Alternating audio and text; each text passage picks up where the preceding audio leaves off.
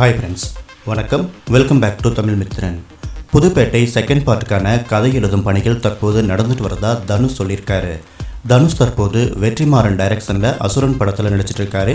இதையடுத்து சத்யஜோதி ப்ரொடக்ஷன் பண்ணுற 2 படத்தில் கமிட் ஆகியிருக்காரு. அது இல்லாமல் கார்த்திக் சுப்ராஜ் டைரக்ஷனில் ஒரு படத்துலையும் நடிக்கிருக்காரு. தற்போது நடிச்சிட்டு இருக்கிற அசுரன் படத்துடைய படப்பிடிப்பு இறுதி கட்டத்தை எட்டியிருக்கு. இந்த நிலையில் தமிழில் கேங்ஸ்டர் படம் அப்படின்னா உடனடியாக நம்மளோட ஞாபகத்துக்கு வர்றது புதுப்பேட்டை தான்.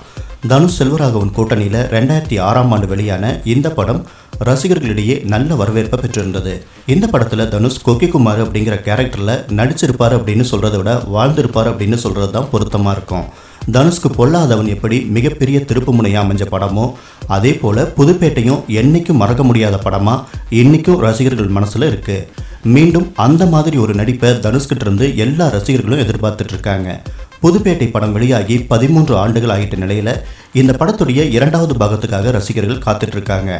ஒவ்வொரு முறையும் இயக்குனர் செல்வராகவன் பத்திரிகையாளர்களை சந்திக்கும் போதும் ரசிகர்களோட பேசிகிட்டு இருக்கும்போதும் புதுப்பேட்டை 2 பற்றிய பேச்சு இல்லாத மேடையே இல்லை அப்படின்னு சொல்லலாம். இந்த நிலையில் அண்ணாமலை யூனிவர்சிட்டி விருது வழங்கும் நிகழ்ச்சியில் தனுஷ் பேசும்போது புதுப்பேட்டை 2 பற்றிய கேள்வி எழுந்தது.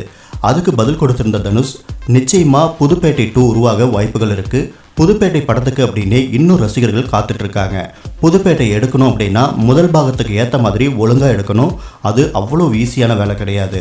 புதுப்பேட்டை 2வது பாகத்துக்காக ஸ்க்ரீன் பிளே ஒர்க்ஸ் நடந்துட்டுருக்கு அப்படின்னு சொல்லியிருக்காரு. இதன் மூலமாக இதுவரைக்கும் வெறும் கற்பனையாக மட்டுமே இருந்த புதுப்பேட்டை 2 படம் உறுதியாக எடுக்க போகிறோம் அப்படின்னு தனுஷ் கன்ஃபார்ம் பண்ணியிருக்காரு.